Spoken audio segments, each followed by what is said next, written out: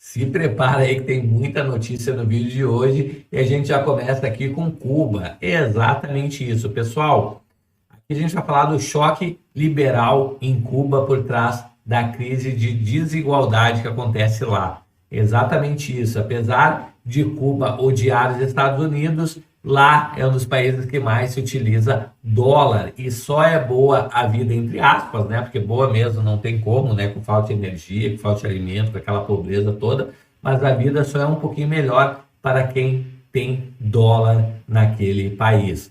Além disso, pessoal, a gente vai falar aqui sobre o Aldo Rebelo, né? Ele que foi já ministro da Lula, da Dilma, ele já foi ex-ministro da Dilma, e ele faz uma provocação a Alexandre de Moraes. E exatamente isso, no depoimento que ele fez, pessoal, ele fez uma provocação e o Alexandre de Moraes disse que ia prender ele se ele não se comportasse. Você vai entender o que ele fez. O Alexandre de Moraes ficou furioso com ele. Tudo isso e muito mais no vídeo de hoje. Então já chega se inscrevendo no canal, habilitando o sininho de notificações.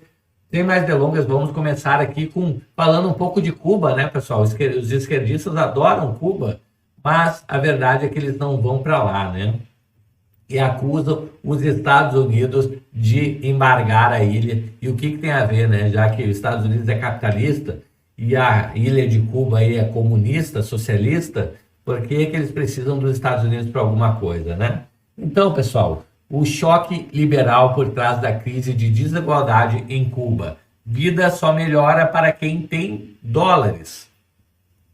Pessoal, esse aqui é um mercadinho lá em Cuba.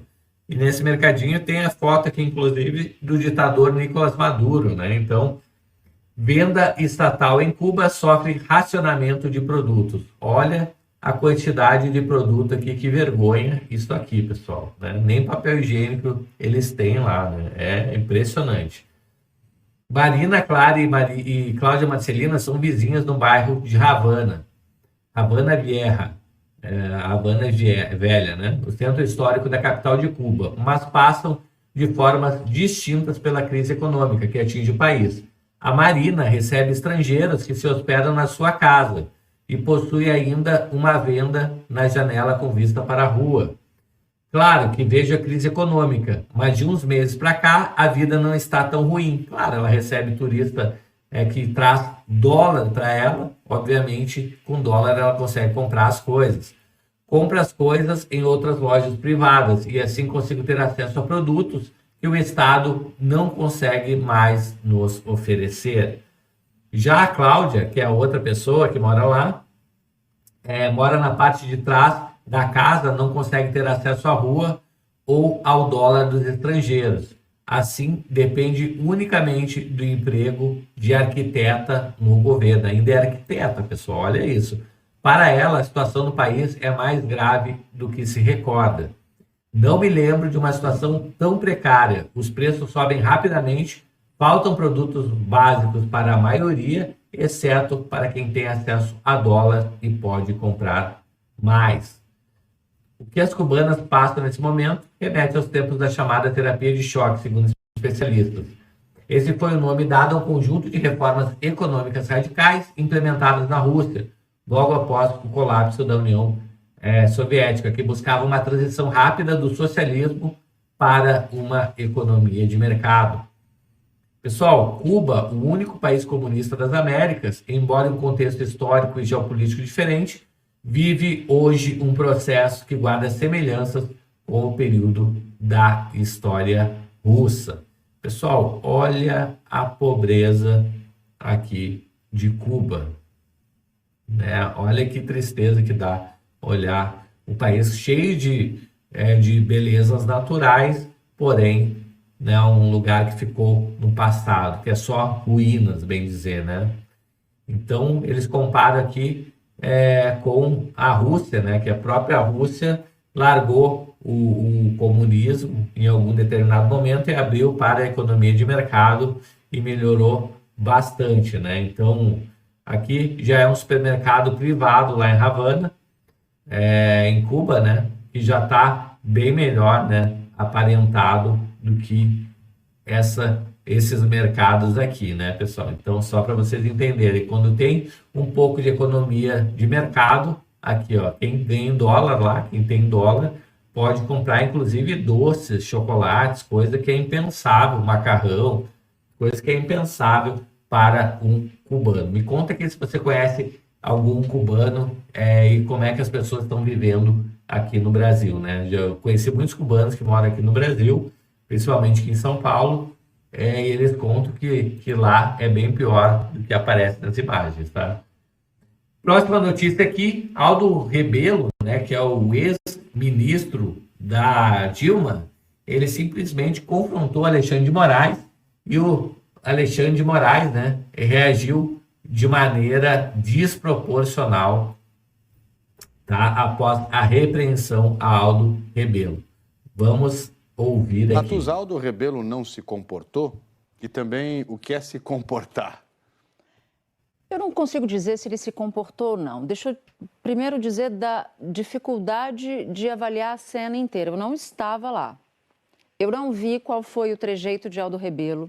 Eu não vi ouvi qual foi o tom de voz de Aldo Rebelo. Nem teria como ver, né? Não pode gravar, não podia fazer nada. Alexandre de Moraes. E isso, para mim, na análise política, é importante.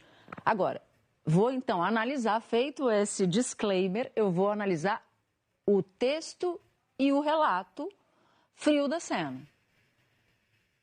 Aldo Rebelo faz uma provocação a Alexandre de Moraes, que reage de maneira, na minha avaliação, desproporcional. Isso é o que eu consigo dizer a partir da leitura que eu vi ao longo do dia e do relato que a gente acaba de ouvir de Carla Lucena. Quando Aldo Rebelo fala em censura, ele está, na minha avaliação, mandando uma indireta para o relator do caso, insinuando que ele seria um censor. Aí, pessoal, então o Aldo Rebelo, né, o ex-ministro da Dilma, faz uma provocação a Alexandre de Moraes, né, falando em censor, não diretamente para ele, mas digamos que o chapéu serviu, né? E aí o relator do caso, quando fala se comporte, está falando justamente pelo que ele entendeu, e a isso eu posso dizer porque apurei, segundo o relato de pessoas que conversaram com o Alexandre de Moraes com o episódio, de que Aldo Rebelo estava dando uma indireta para o juiz. Isso não se faz. Ele pode responder o que ele quiser, ele pode inclusive fazer avaliação da língua portuguesa, mas ele estava dourando a pílula para Garnier. É sabido, segundo depoimentos, Procuradoria-Geral da República e um depoimento importante nesta semana, que foi o depoimento de Batista Júnior, que Garnier aderiu à ideia de golpe. Pessoal, e a Globo continua com essa história de golpe, né? Então, realmente é impressionante. Se prontificou. E aí, Aldo Rebelo, e nisso eu discordo completamente da avaliação que ele faz da língua portuguesa, é que vamos fazer um golpe, vamos fazer isso, vamos fazer um decreto, vamos fazer uma GLO, estado de sítio e tal. Blá, blá. E aí, ele, para um presidente da República que tinha perdido a eleição e que não tinha mais, se fosse uma situação legalista, de pensar em não promover a posse do próximo presidente da República, ele diz isso. Só porque o Lula foi descondenado e colocado lá para concorrer e ainda foi desproporcional a eleição para um lado? Só por isso? Estou à disposição. Então, aí eu estou avaliando somente a resposta de Aldo Rebelo.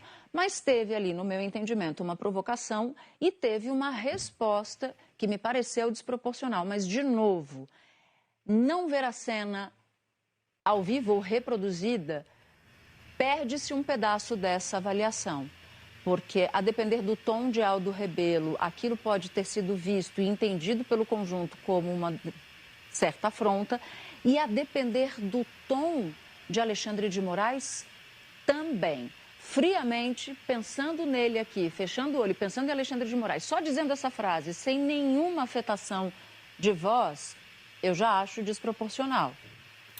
Aí, pessoal, então nem a Globo está conseguindo mais dourar a pílula para Alexandre de Moraes, né? Então, grave isso. Ou seja, eles já sabem que o ministro toma algumas atitudes desproporcionais. Me conta aqui nos comentários o que você acha dessa situação, né? Será que foi demais? Será que foi de menos? O que você acha? É claro que a gente não tem as imagens porque não podiam gravar lá essas oitivas, né? Mas, pelo que se fala, realmente foi desproporcional, inclusive essa ordem de prisão. Chegou até aqui, pessoal, se inscreve no canal, habilita o sininho de notificações e me conta aí nos comentários que eu vou responder cada um de vocês. Eu vou ficando por aqui, um grande abraço e a gente se vê logo mais em um próximo vídeo. Até mais, tchau, tchau.